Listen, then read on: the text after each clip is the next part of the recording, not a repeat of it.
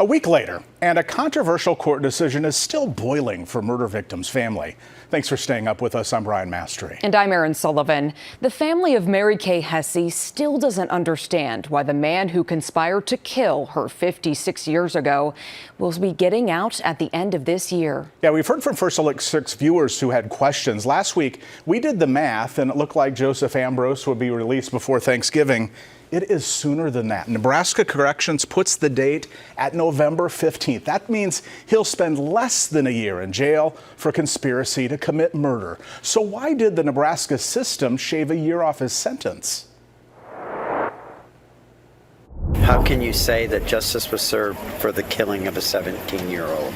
Joseph Ambrose has been hiding and running from the murder conspiracy for 55 years. Prosecutors said that witnesses' memories faded in that time.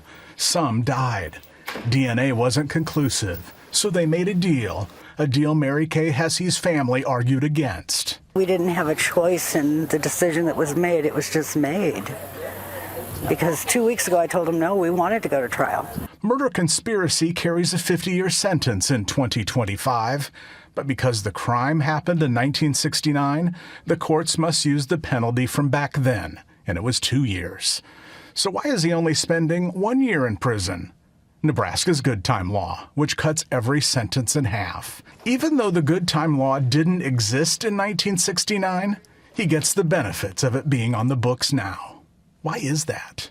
So he's kind of getting the best of both worlds. UNL assistant professor of law Corey Taylor says it doesn't happen often when a defendant gets these types of advantages. I can see why the victim's family would feel frustrated, or even more than that. The courts have ruled over the years that whatever the sentencing plan in place when the case is final is the one to be used.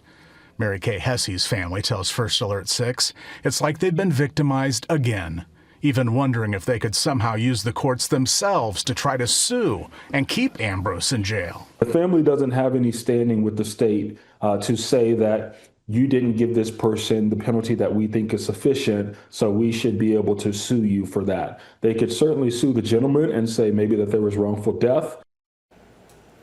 Ambrose's attorney told the court last week that his client's health is rapidly declining and he doesn't have much longer to live.